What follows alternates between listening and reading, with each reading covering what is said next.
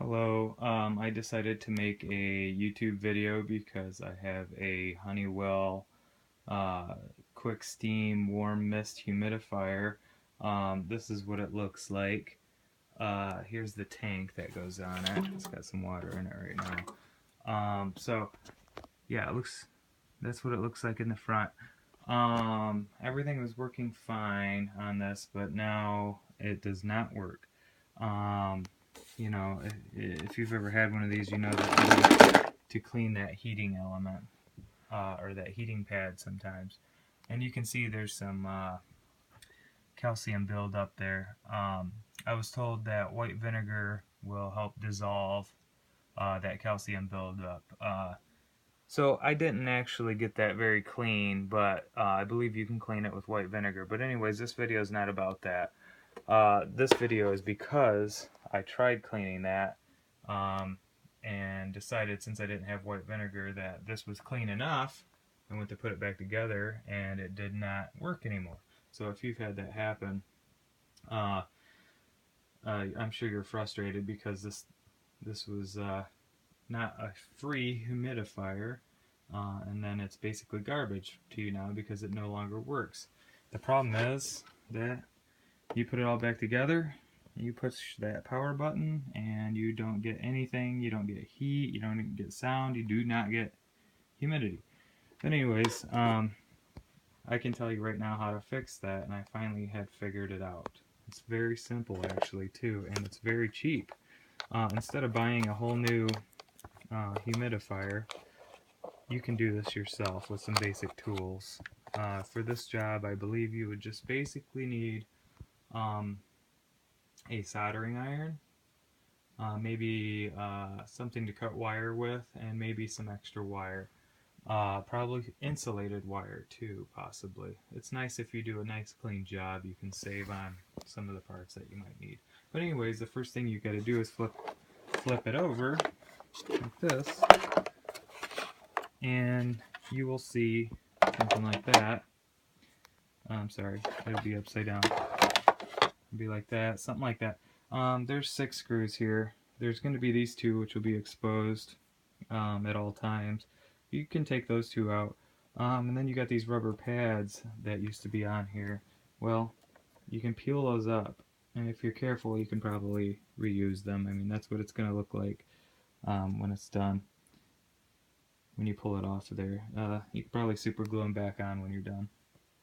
Pull all those off, and then you'll have 4 more screws, and you can take those out, and once you do that, this piece will plop right off, just like that. Once you get inside, you have this other little bracket here. It has 4 screws. As you can see, I've already taken 2 out, but here's a screw, and there would be one here, and there would be one here. And you can take that off relatively easy just by taking those screws out. Once you take this piece off, you'll notice that there will be a wire, or even before you take it off, you'll notice that one of these red wires right here runs. It won't look like this. I did this myself. And don't do this, by the way. This is not the fix. But this wire will literally run through this hole, and it'll come out the other side and come back into this wire mess. And that's what it would look like. But right now that piece is missing, and I'll show you why. Because I've removed this. Now this would be actually up, you know, under here, through the hole. You'll see it when you get it taken apart. It'll be quite obvious. And this would normally be covered by like some kind of insulator. Maybe like a white sleeve would be covering this whole thing. This runs through this little hole in here and everything. Once you get this bracket off, you'll see it pretty clearly. At that point, quick way to find out if this is what's wrong with your humidifier would be to literally cut this out of your wires, because this might be your problem. This is a thermal cutoff fuse, and I'll talk more about that in a second. Yeah, so it's going to be connected together run through here, and connected. One on one side, one on the other. I just snipped it completely so that I could take it off. Now, I wasn't even sure that this was what was wrong with it because I didn't look up any ways to test this or anything, but I figured a quick test I could do, since it actually does say fuse on it. I know you can't see it, it's blurry, but it will say fuse on there. Since it said fuse, I figured, heck, I'm going to take a risk, and I'll just cut that out, snip these wires so that you can see some exposed wiring here, and I just twisted them together. And this is something you don't want to do unless you are completely aware that you can be electrocuted or burn your house down if you're an amateur. Get some help if you need it. So I twisted these together and I plugged it in, and I put the control piece on, and it powered up, which was the first time I had seen it powered up since it quit working. The reason why you got to put this on here to see it if it's working, or it's just a quick and easy way to do it. It's because there's a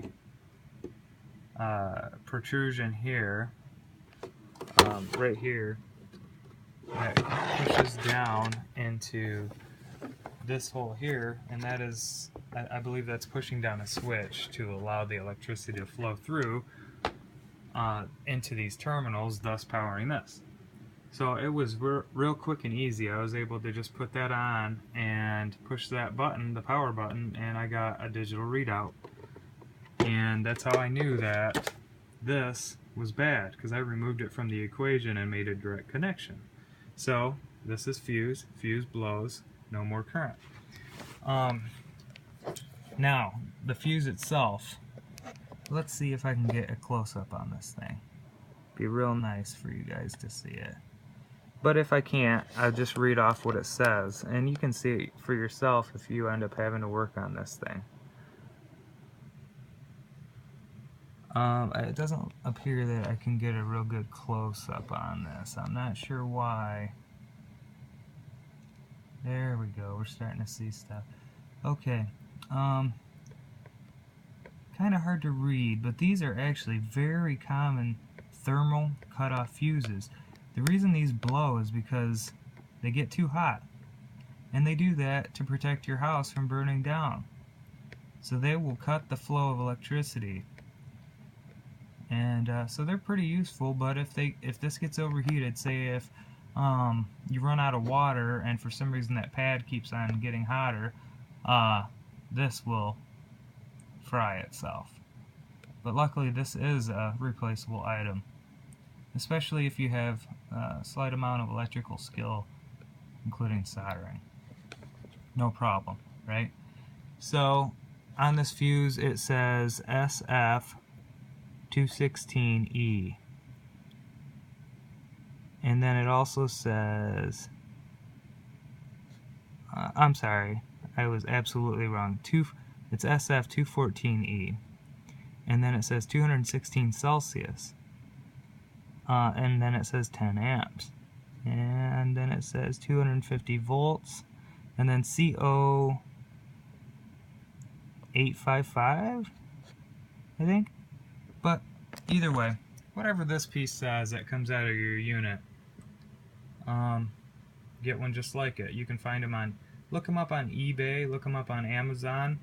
I got a group of 5 of these for like $4, and that's going to be just easy to do, because you know Radio Shack didn't have them. But if you have an electrical supply store nearby, they should have these too, and they might even be a lot cheaper than ordering them the way that I did. But it's Sunday here right now, and so those places were closed, and I'm lazy, so there you go.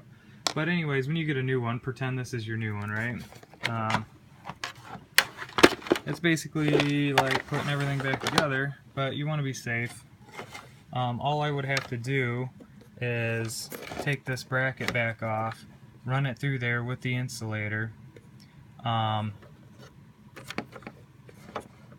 there's that white insulator sleeve and everything. Put it right back where it was, basically, and then just solder your connections here and here, or whichever way it came off, you know.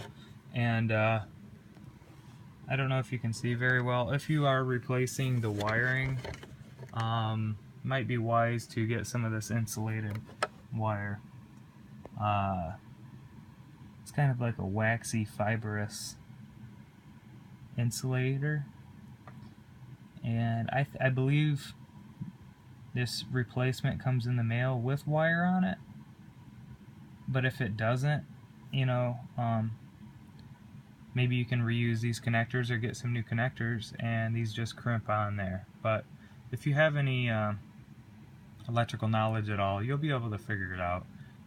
But remember to be safe. Don't make the mistake that thinking that you can do all this with this thing plugged in. You know, people get really hurt doing stuff like that, so you don't need to have this plugged in. When you go to twist these wires together, do that with the plug out, obviously, right? And you know, when you flip it over and you put the cover back on with these wires twisted, you know,